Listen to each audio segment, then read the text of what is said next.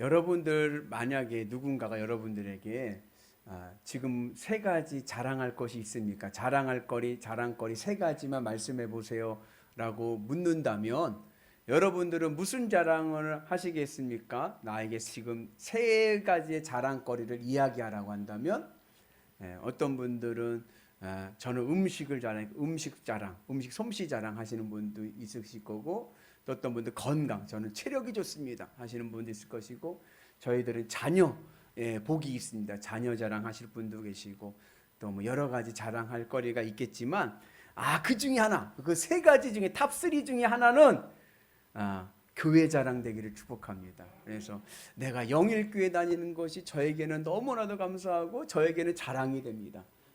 그 은혜가 있기를 주의 은혜 가운데 축복합니다. 우리 오른손 한번 엄지손 잡혀서 한번 따라서 해볼까요? 우리 교회 최고다. 아멘이십니까? 그 자랑의 자부심이 있어야 돼요. 제가 감리교 신학대학교를 입학하고 그래서 1학년 때 이제 예배를 이제 신학교 다닐 때 신학생들은 매주 이제 체프를 드립니다. 예배를 드리는데 이제 설교자는 이제 교수님들이 돌아가면서 설교를 하시는데 축도는 항상 학장님이 하셨어요. 제가 신학교 다닐 때만 해도 이렇게 유니버시티가 아니었어요. 신학대학교는 유니버시티라고 부르지 않고 세미너리, 신학교, 단과대학 취급을 하는 거죠. 그래가지고 총장님이 없고 학장님이 계시는 거예요. 그 학장님께서 늘 축도하실 때마다 어떻게 축도하시냐면 늘 축도는 이제 학장님이 하시는데 이제는 우리 구주 예수 그리스도의 은혜와 이렇게 나오지 않습니까? 하시다가 중간에 이제 멘트를 이게 설명 이제 넣지 않습니까? 늘 하시는 말씀이 한국 최고의 신학대학, 아시아 최고의 신학대학, 우리 감리교 신학대학교와 이곳에서 배움의 자리를 함께하는 우리 신학생들 머리 위에 이렇게 하시는 거예요. 근데 저는 그 축도를 들 때마다 한국 최고의 신학대학, 아시아 최고의 신학대학, 아직 세계는 아니지만 그렇게 하실 때마다 제 가슴에 뜨거움이 오는 거예요. 뭉클함이 오는 거예요. 그러면서 내가 한국에서 제일 좋은 신학대학교를 다니고 있구나. 내가 아시아에서 가장 좋은 신학대학교를 다니고 있구나. 그런 가슴에 뜨거움이 막 오는 거예요. 그래서 제가 1학년 때 체포를 한 번도 안 빠졌어요. 왜요? 설교 말씀 때문이 아니라 축도 받으려고. 저는 그 축도 받을 때마다 나의 존재감을 느끼는 가슴에 뜨거움이 오는 거예요. 오늘 여러분들에게도 이러한 긍지가 있기를 축복합니다. 그래서 우리 영일교회가 한국 최고의 교회, 한국에서 가장 좋은 교회, 전 세계에서 가장 좋은 교회 되는 은혜가 있기를 축복합니다. 그래서 늘 어느 곳에 가든지 교회의 자부심, 교회에 자랑하는 은혜가 있기를 축복합니다. 그런데 이 교회의 자랑보다 더 큰 자랑이 있어요. 우리는 교회의 자랑보다 더 중요하고 더 많이 해야 될 자랑이 있습니다. 그것은 무엇이냐면 나를 구원하신 예수 그리스도의 자랑이고, 누구를 만나든지요, 어디를 가든지 우리의 마지막 말은 뭐가 됐냐? 항상 예수님 자랑으로 끝나는 은혜가 있기를 축복합니다. 이거는 의식을 해야 돼요. 내 머리에서 늘 의식하고 있어야 돼요. 그래서 누구를 만나서 확 얘기를 하다가도 이제 마지막에는 무엇으로 끝나요? 예수님 자랑 끝나는 거예요. 내가 예수님 만나서 내가 요즘 기도하는데 내 기도 얘기, 내 신앙 얘기를 하는 거예요. 제가 이렇게 보면은 이렇게 사람들 만나서 얘기를 하잖아요. 그러면은 처음에는 뭐 서로 안부 묻고 서로 이야기 막 해요. 그러다가 쭉 가다 보면 뭐 어디로 흘러가냐면은 웃으시네. 남 얘기로 가, 남 얘기. 별에 남의 집 얘기 콩 나오라 팥 나와라 막 그냥 얘기, 남 얘기 막 돌아요. 그러지 마시고 우리끼리 얘기 다 하고 난 다음에는 무슨 얘기? 은혜 받은 얘기, 예수님 얘기, 성경 얘기, 말씀 본 얘기, 그 얘기를 하셔야 돼요. 그래 복음을 자랑하고 교회를 자랑하는 은혜가 있기를 축복합니다. 그래서 우리의 자랑이 하나님께 영광이 돼야 돼. 하나님께 기쁨이 돼야 될 줄로 믿습니다. 그래서 우리의 자랑은 내 이름을 드러내는 것이 아니라 하나님과 예수님을 알리는 자랑이 되어야 될 줄로 믿습니다. 그래서 우리 마음속에 무슨 마음이 있어야 되냐면 좋은 일, 자랑할 만한 일이 생기면 뭐라고 얘기하셔야 되냐면 따라서 해봅시다. 하나님이 하셨습니다. 그러니까 좋은 일이 생기면 어떻게 이게 좋은 일이 됐어? 그러면 하나님이 하셨어요. 이렇게. 그리고 좀 안 되고 어려웠고 좀 힘든 일이 생겼다. 그러면 남 핑계 대지 마시고 누구 탓이요? 내 탓입니다. 나의 책임성을 인정해야 돼요. 그런데 보통 사람들은 어떻게 하냐면 좋은 일이 생기면 누구 탓? 내 탓이야. 그리고 안 좋은 일 생기면 하나님 탓. 하나님 이거 어떻게 된 거예요? 뭐 하나님한테 막 따져요. 그런데 그러지 마시고 우리가 복받는 신앙의 비결은 뭐냐? 즐겁고 복된 소식은 하나님께 영광 돌리고 하나님이 하셨습니다. 어렵고 힘든 일이 올 때는 누구 책임? 내 탓입니다. 회개하고 주님 앞에 나갈 때 하나님께서 우리를 지켜주실 줄로 믿습니다. 하나님을 자랑하는 것은 겸손입니다. 그러나 내 이름을 드러내는 것은 교만입니다. 하나님께서는 교만한 자는 꺾으시고 겸손한 자는 세우시고 복 주실 줄로 믿습니다. 오늘 우리에게 이러한 은혜가 있기를 축복합니다. 오늘 말씀은 로마서 말씀인데 로마서의 저자는 바울입니다. 바울 시대 때 유대인들은 굉장히 교만했습니다. 왜 교만했다 그러냐면 자기 드러내는 것을 엄청 좋아했어요. 특히 유대인들은 어떠한 교만이 있었냐면 우리만 하나님을 알고 우리가 선악을 분별할 수 있다 이렇게 생각을 했습니다. 그래서 유대인들은 우리는 이방인들과는 달라. 우리는 좀 잘났어. 그러한 마음을 가졌습니다. 물론 유대인들의 이러한 긍지는 이해할 만해요. 왜냐하면 유대인들에게는 뭐가 있어요? 토라, 말씀이 있었습니다. 이거 율법이라고 하는데 토라라고 하는 것은 신약 성경에서 율법이라고 하는 것은 창세기, 출애굽기, 레위기, 민수기, 신명기의 5경을 얘기하는 거예요. 하나님의 말씀이거든요. 그 말씀이 있기 때문에 그들은 우리만 이 말씀을 갖고 있지, 하나님의 말씀을 갖고 있지, 이러한 긍지로부터 교만이 나오기 시작했습니다. 그래서 유대인들은 그 초등교육을 하지 않습니까? 그럼 초등교육을 하면은 국영수 안 가르쳐요. 뭘 가르치냐? 5경만 가르치는 거, 5경만. 그래서 12살이 되면은 성인식을 합니다. 그 유대인들은 이 성인식을 해야 비로소 하나님의 백성으로 인정받는 거예요. 그래서 성경에 보면 인원수를 세지 않습니까? 셀 때 어린아이 12살 미만 아이들은 수에 들어가질 않아요. 12살 성인식을 해야 하나님의 백성이 됩니다. 근데 이 성인식을 할 때의 관문이 뭐냐면 5경을 외워야 돼요. 그러니까 초등학교 들어가면은 초등학교 졸업할 때까지 뭐만 가르쳐요? 말씀만 가르쳐요. 5경만 가르치는 거예요. 1학년 들어가면 뭘 배우냐, 뭘 외우기 시작하냐? 1학년 때부터 1학년은 레위기를 외웁니다. 왜냐하면 5경의 핵심이 레위기이기 때문에 그래요. 그 레위기부터 막 외워가지고 다 외워서 해야 12살 때 성인식을 하고 이제 유대인 백성이 되는 거예요. 목사님, 그러면 머리 나쁜 애는 어떡하나요?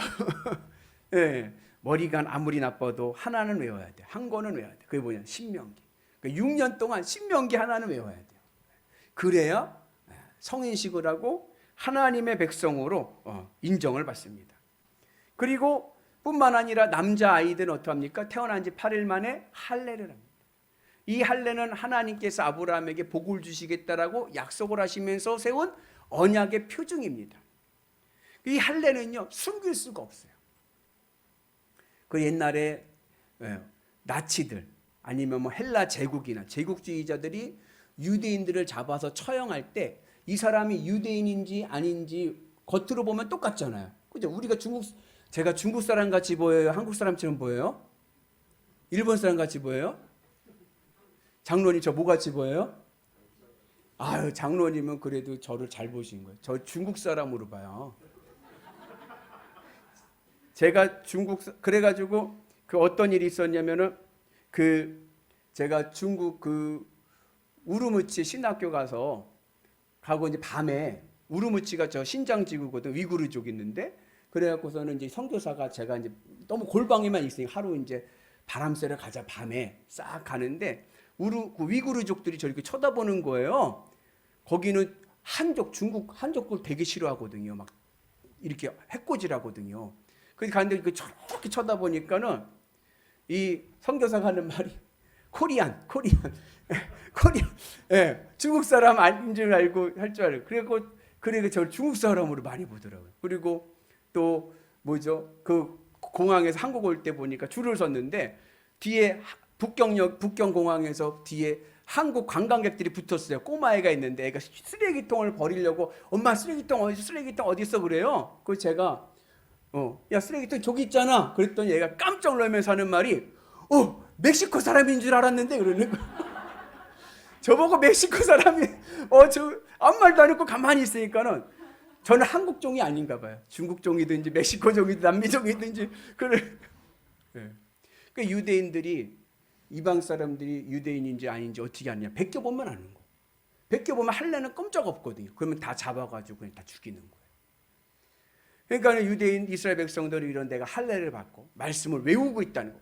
여러분 성경을 외운다는 게 대단한 거 아닙니까? 얼마나 프라이드가 있어요. 그러니까 그 의식이 어떻게 특권 의식이 돼서 우리는 너희들과 달라. 이제 이런 마음을 가지게 된 겁니다. 그런데 그 특권 의식이 유대인들을 망치고 만 거예요. 유대인들이 말로는 청산 유수야. 근데 그의 삶은 벗어나 있어요. 그들의 삶은 하나님의 뜻에 벗어나 있습니다. 하나님의 말씀을 외우고 자랑하지만 정작 그들의 마음과 삶에는 하나님이 없는 거예요. 지식으로는 토라를 외우지만 하나님을 자랑하지만 그냥 그들의 삶에 하나님이 없습니다. 그러니까 세상 사람들이 유대인들을 보면서 누구 욕을 하느냐? 하나님 욕을 하는 거예요. 말은 하나님의 말씀 하는데 삶이 하나님이 안 보이니까 하나님 욕을 하는 거예요. 사람들이. 왜 이렇게 되었을까요? 유대인들에게 율법과 할례는 더 이상 쓸모없는 것이 되었기 때문에 그런 거예요. 이것을 제가 비유적으로 하면은 율법과 할례는 뭐와 같냐? 폐휴대폰과 같습니다. 사용하지 않는 휴대폰. 여러분들 집에 사용하지 않고 예전엔 사용했다가 사용하지 않는 폐휴대폰 있으신가요? 집에 이렇게 가둬놓은 이렇게 창고 같은데 넣어놓은 폐휴대폰 같은 거 있죠? 폐휴대폰 예전에 내가 사용했던 휴대폰이에요. 그러나 이제는 내가 더 이상 사용하지 않는 개통이 불가한 통화할 수 없는 휴대폰입니다. 아무리 비싼 휴대폰이라도 갤럭시 노트 10 100만 원 주고 준 휴대폰이라도 내가 이제는 그것을 사용하지 않으면 그 휴대폰은 이제 통화가 연결이 되지 않고 아무 소용이 없는 폐품에 불과합니다. 유대인들이 더 이상 이 할례와 그리고 율법이 이제 예수님의 십자가 사건 이후에는 폐휴대폰이 된 거예요. 더 이상 쓸모없게 된 겁니다.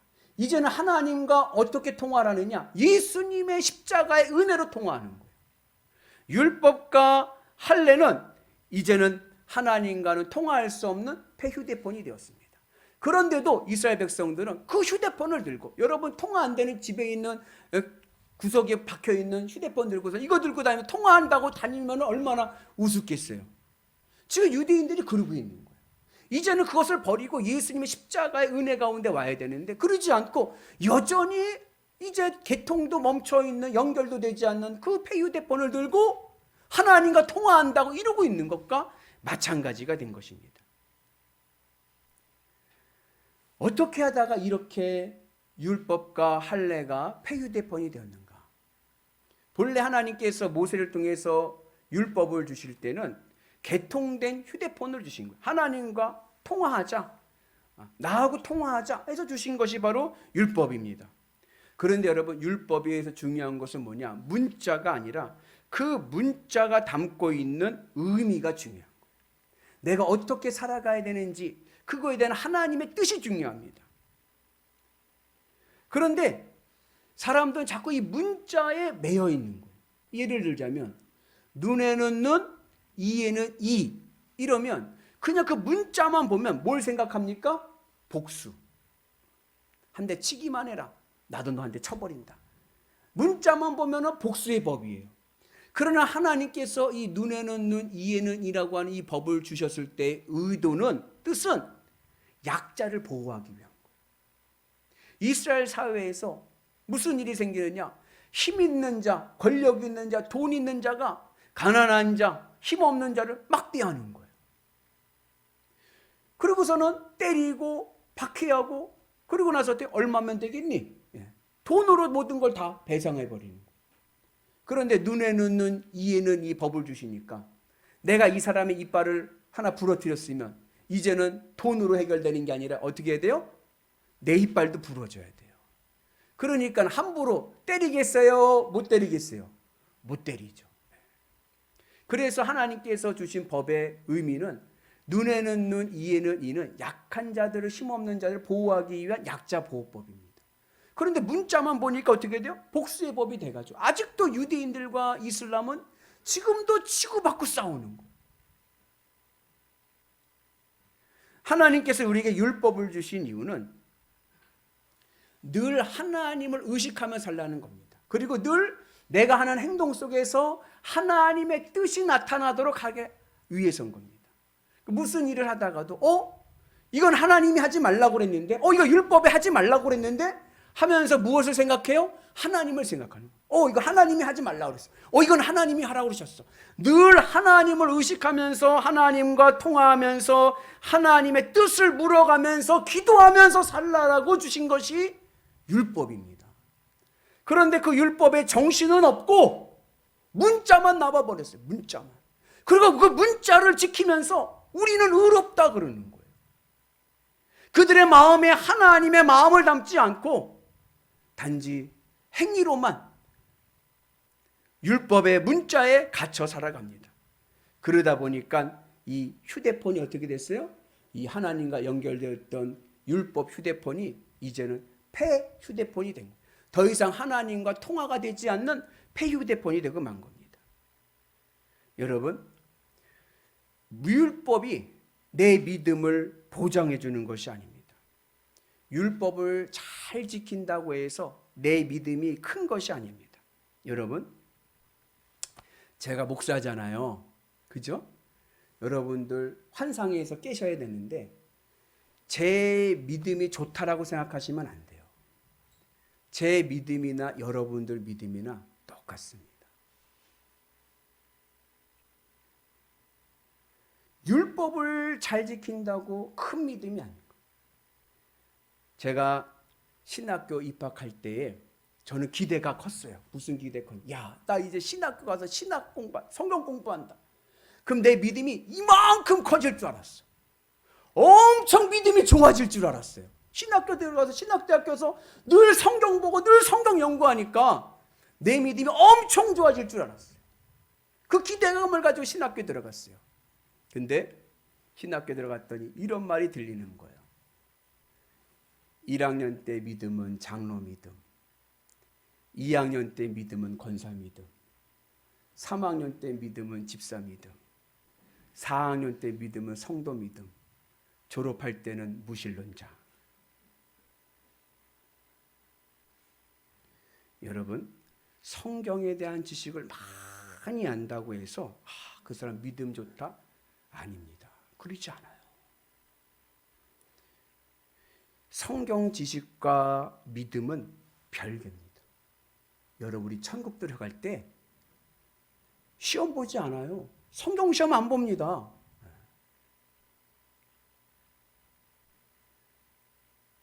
우리가 천국에 들어갈 수 있는 것은 지식으로 들어가는 게 아니라 믿음으로 들어가는 거예요. 신천지 요즘에 저한테요, 막 신천지가요, 막 유튜브 보라고 문자 엄청 보내요. 저도 그냥 걔네들한테 또 저도 막 보내요, 막. 예. 근데 제가 유튜브 보내고 가만히 이렇게 보니까 참 이런 거 가지고서는 이렇게 이단에 빠지는 거 보니까 너무 난잡해가지고 이게 너무 허술한데 그들이 저한테 와서 좀 배워야 될 것 같아요. 근데 신천지는 그러죠. 매일 시험 봐요. 왠 줄 알아요? 14만 4천 안에 들어가는데 그 기준이 뭐예요? 시험에 통과해야 돼. 엄청 외우고 엄청 시험 봐요. 그런데 그렇게 시험 본다고 해서 천국 들어가는 게 아니라 믿음으로 들어가는 겁니다. 믿음은 무엇입니까? 믿음은 내 마음을 하나님께 드리는 거예요. 내 마음을 하나님으로 채워서 하나님을 기뻐하고 하나님을 만족하는 거예요. 내 마음을 하나님께 드리지 않고 지식으로만 이만큼 커졌다. 그거는 좋은 믿음 아닙니다. 그래서 여러분 어떤 분들은 목사님 저는요 성경을 많이 외우려고 하고 공부하려고 해도 잘 모르겠어요. 괜찮아요. 네. 왜냐 우리는 지식으로 가는 게 아니라 믿음으로 가기 때문에 그래요. 여러분 우리가 믿음의 은혜로 승리하는 역사가 있기를 주님의 이름으로 축복합니다. 그래서 머리가 크다고 해서 여러분 우리 목사님 박사인데 그렇다고 제 믿음이 박사 믿음이 아닌 거예요. 똑같습니다. 내 마음을 얼마나 예수님 앞에 드렸느냐 이것이 중요한 거예요. 우리가 믿음으로 승리하는 은혜가 있기를 주님의 이름으로 축복합니다. 할례도 마찬가지. 할례의 기원이 어디서 나오냐면 할례는 창세기 17장에 나옵니다. 하나님께서 아브라함에게 복을 주실 것을 약속하시면서 하신 표징이 할례예요. 근데 이 할례의 의미가 뭐냐? 이 할례도 하나님께서 우리에게 유대인들에게 주신 하나님과 통화하는 개통된 휴대폰인데 그 의미가 뭐냐? 창세기 17장 1절에 보면 너는 전능하신 하나님 앞에서 완전하라 그러십니다. 그러니까는 이 할례가 하나님과 나를 연결하는 휴대폰이 되기 위해서는 내 마음속에 무엇이 심겨져야 되냐면 나는 지금 전능하신 하나님 앞에 있다라고 하는 믿음이 있어야 돼. 내가 지금 어디에 있습니까? 나는 지금 전능하신 하나님 앞에 있습니다. 그래서 무엇을 하든지 어느 곳에 가든지 나는 전능하신 하나님 앞에 있고 그 전능하신 하나님이 누구 편? 내 편이시다. 그래서 아무리 골리앗과 같이 큰 문제가 있어도 그 문제 앞에 누가 계세요? 전능하신 하나님이 계시니까 그 문제가 더 이상 나를 힘들게 하는 문제가 되질 않고 하나님의 뜻을 이루는 도구가 될 줄로 믿습니다.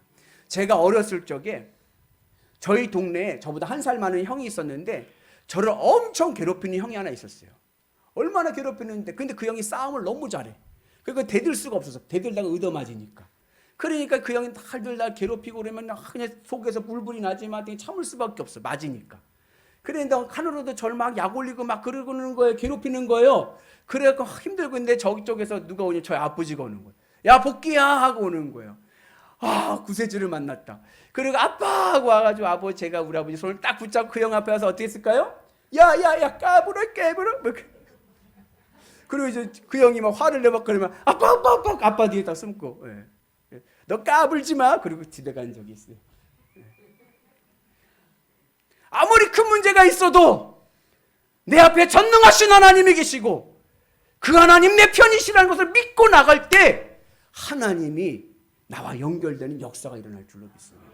그 믿음이 할례인 거예요. 행위로만이 할례가 아니라 믿음의 할례가 있어야 되는 거예요. 그런데 이스라엘 백성들이 그걸 잊어버린 거예요. 여러분 휴대폰에 단점이 하나 있습니다. 그게 뭐냐면 통화를 할 때는 앞사람하고 대화를 못해요. 그죠? 통화를 할 때는 대화를 못하죠. 요즘은 가족들 간에 식사를 하러 가도 식당에 가서 음식 나올 때까지 기다리는 동안에 대화합니까? 아니요. 다 휴대폰 보고 자기 할 일이 돼요. 근데 신앙에는 그런 일이 좀 생겨야 돼요.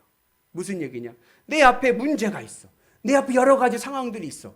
그러나 그 상황들 앞에 보기 전에 먼저 하나님하고 통화를 해야 돼. 하나님께 기도하고 하나님의 뜻을 묻고 하나님의 내가 해야 될 행동에 하나님 뜻이 무엇인지를 묻고 하나님과 늘 함께 할 수 있는 그런 연결된 삶을 살아가는 은혜가 있기를 주님의 이름으로 축복합니다. 늘 우리는 하나님과 연결된 삶을 살아가야 돼. 율법은 하나님 우리가 주신 말씀 속에서 늘 하나님을 의식하면서 살라는 얘기입니다. 하나님을 늘 기억하면서 내가 오늘도 이 생활을 하는데 이 뜻 안에서 하나님의 뜻이 무엇일까를 물으며 살라는 게 율법이고 할례는 내가 어느 곳에 있든지 전능하신 하나님 나와 함께 계심을 믿고 나가는 게 할례의 의미입니다. 그런데 유대인들은 그걸 다 잊어버린 거예요. 그리고 이 율법과 할례를 휴대폰처럼 폐기시켜버렸어요. 아무런 능력이 없게 만들어버린 거예요. 그래서 오늘 사도 바울이 로마서 2장에서 하신 말씀이 뭐예요? 이제는 할례를 어디다 받아라? 마음의 할례를 받아라. 그리고 율법이 아니라 이제는 성령 충만을 받아라. 여러분 성령을 받으면 율법을 몰라도 율법의 정신을 따라 살아갑니다. 그래서 어거스틴이 한 유명한 말이 있죠. 하나님을 사랑해라. 그리고 네 마음대로 살아라. 내가 성령 충만하면 내 모든 삶은요 말씀 안에 있습니다. 여러분 그 은혜가 우리 가운데 있기를 주님의 이름으로 축복합니다. 그래서 우리에게 중요한 것은 율법이 아니라 하나님을 내 마음을 하나님께 드리는 믿음이 중요한 줄로 믿습니다. 그럼 어떻게 해야 우리가 이제 이 율법과 할례를 넘어서서 하나님의 은 안에서 내 마음의 할례를 받고 성령 충만의 역사로 살아갈 수 있는가? 그 길은 오직 예수님의 십자가밖에 없는 거예요. 내 마음에 담겨져 있는 세상 것들을 주님의 십자가 다 죽여야 돼. 그래서 내 마음 속에서 오직 누구만 보여요? 예수님만 보여야 돼. 이게 할례인 거예요. 다 제거해 버리는 거예요.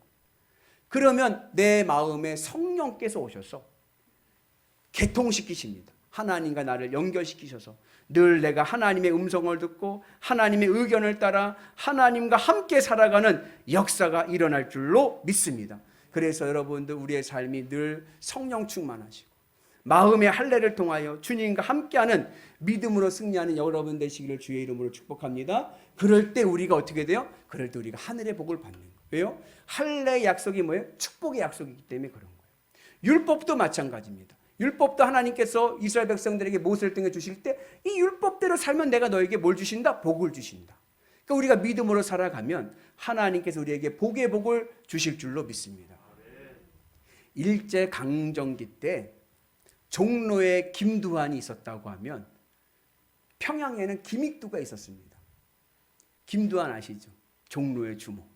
그런데 이 김두한은 그래도 좀 미화가 많이 돼서 영화로도 나오고 드라마도 나오고 좀 의로운 깡패로 나오는데 이 김익두는 아주 악랄한 깡패입니다. 그래서 속된 말로 개망난이에요. 그래서 저 김익두가 온다 그러면 이 사람들이 다 도망갔어요. 잘못 잡혔다가는 그날은 종치는 날이에요. 그렇게 못돼 먹은 이 악랄한 깡패 김익두가 예수님을 믿게 되었습니다. 그리고 나서 김익두가 제일 먼저 한 것이 뭐냐면 부고장을 날렸어요. 김익두 죽었다. 평양시장에다가 김익두 죽었다가 부고장을 날리니까 사람들이 다 좋아하는 거예요. 아이고 잘 죽었네 잘 죽었네. 근데 자기가 육신적으로 죽은 건 아니지만 내가 신앙적으로 죽은 거예요. 그래서 자기가 그렇게 부고장을 날렸어요. 그리고 신학교에 가서 목사가 되었습니다. 그리고 유명한 부흥사가 되었어요. 그런데 김익두 목사님이 평양에서 이제 서울로 부흥회를 인도하기 위해서 기차를 탔습니다. 기차를 딱 타가지고 성경책을 펴고 말씀을 쫙 읽는데 그 옆에 한 노인이 탄 거예요. 기차 칸 옆에 옆자리에. 근데 그 당시만 해도 이게 기차 안에서 담배를 필 수가 있었나 봐요. 그래가지고 이 노인분이 곰방대에다 담배를 넣고 담배를 피는 거예요. 담배를 피는데 피고 연기를 김익두 목사님 얼굴에 대고 이렇게 부는 거. 그러니까 김익두 목사님이 성경책 보시다가 한번 쫙 째려보는 거죠. 그리고 다. 그 다음에 또 후 부는 거예요. 김익두 목사님이 또 이러고 이제 한번 째려보고 마는 거죠. 그런데 또 그러는 거예요. 김익두 목사 화가 나가지고 그 노인 양반의 멱살을 잡으면서 이놈의 노인 내가 그랬어요. 그랬더니 그 노인이 하시는 말씀이 그럼 그렇지 김익두가 깡패지 목사야? 그러더래요.